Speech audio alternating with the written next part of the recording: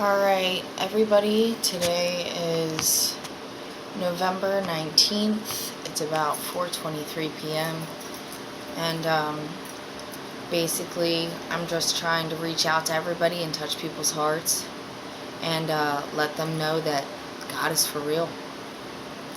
And basically share stories about myself so people can relate to me and understand more of what I am saying. And the only way to completely understand is to follow me. But anyhow, so I'm gonna start by saying that I'm gonna share a story about patience. Okay. I gave you guys a little background about me being a heroin addict, about me going to jail, and some of my charges. Well, the first time I went to prison, like really stayed there and sat, I was 20. And like I got charged with 2 F1s for possession of firearms, or I'm sorry, theft of firearms, right? 2 F3s for possession of firearms. I got initially charged with DUI, controlled substance, paraphernalia, a bunch of other things. And I was supposed to do state time. And I got blessed with a beautiful plea offer. And I didn't end up going upstate, but I am on an IP sentence. And it's very probable I could still get in trouble for sharing these videos and for explaining the truth of what really happened, but I'm not scared because God's got my back. And if I have to go back to jail to demonstrate what faith is to y'all, I'll do that. So hear me out. First time I went to jail, I really sat. I was 20. I figured out my charges were state eligible and that I could possibly be sitting there for 10 years or more. Sit in a county prison and go upstate because I severely fucked up.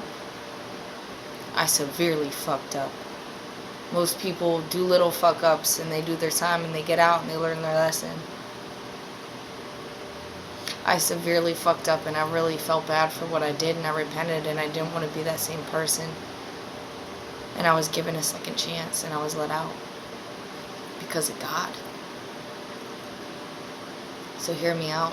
When I went in there, I was waiting on a court date. It was lunch lockdown. And I kept hitting the button, trying to talk to the CO and tell him, hey, what's up with my court date? I was supposed to go in the AM. Like, nobody's called me down yet. Like, I'm supposed to leave and go to court. Turns out they rescheduled it on me. But my point is, I kept hitting the button and asking the CO, and they didn't give a fuck. You're a prisoner. You're a criminal. Nobody's going to listen to you. I'm here to tell you that's not true. Your voice matters. And so does mine. So, kept hitting the button, asking them, like, hey, what's up with my court date? They didn't care. And I was about to freak the fuck out. I mean, I was really on the brink. I was losing my shit. I was really like, alright? I was really tripping over it. I was talking about stabbing the COs in the neck with pencils and shit, breaking out, like, you know, just because I didn't go to court on time, because I'm very, very, very impatient. A very impatient and imperfect person. Okay? But, ironically, when I started freaking out, they popped the doors for lunch lockdown. I got out of my cell, and I had a pencil in my hand, and I was ready to raise hell, right? Then they called church in the chapel. And I immediately lined up, and I needed to go to church, because I was freaking out. And God knew. And that was the first time in my life I ever prayed for patience. So let me tell you a story about patience. So, I went down to the chapel, right? I was so heated about my court date. I was so pissed off. I had never really been to jail before, right? And I was on the brink of losing my shit. So, I went to the chapel and I started screaming. My face was probably red until it turned white. Screaming about how I missed my court date, how I thought I just fell through the cracks of the system, that nobody could hear me, right? One of the CEOs had heard me yelling and screaming and swearing, and he said, "Hey, that's no way to talk in a chapel." And I said, "God knows how the fuck I feel." Can't really argue with that, can ya?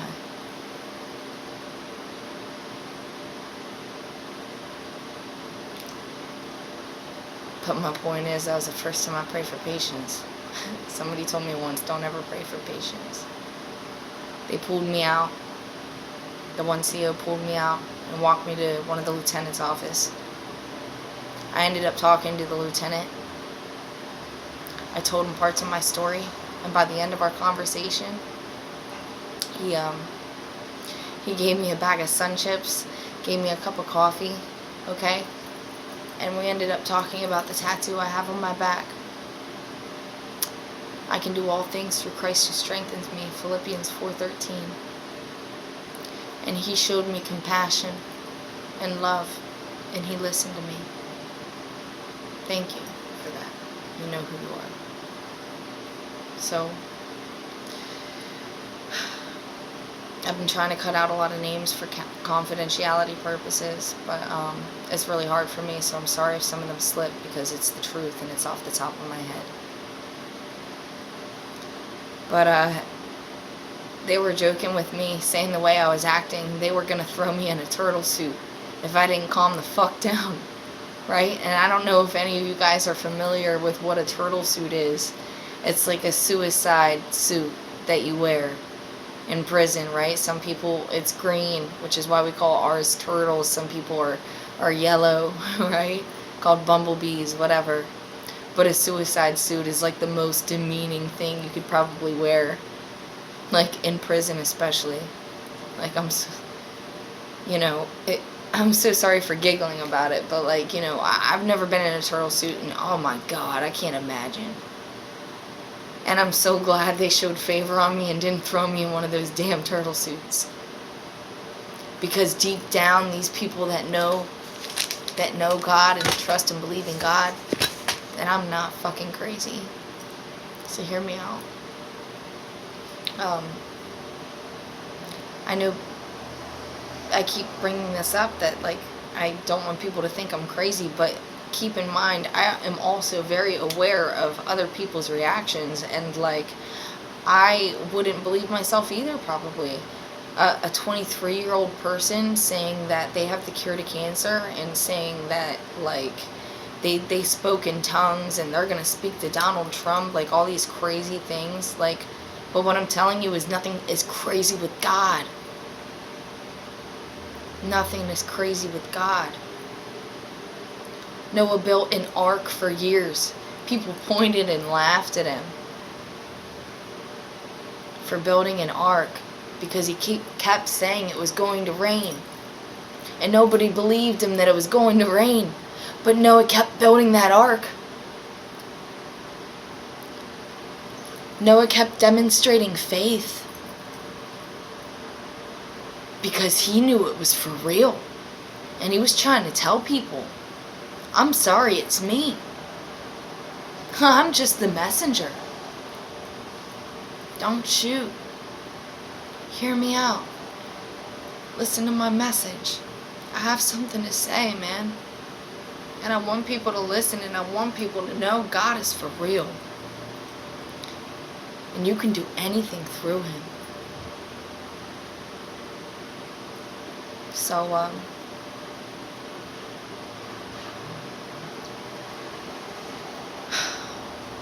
I know it's going to sound nuts also because I just came out of a psych hospital about a week ago.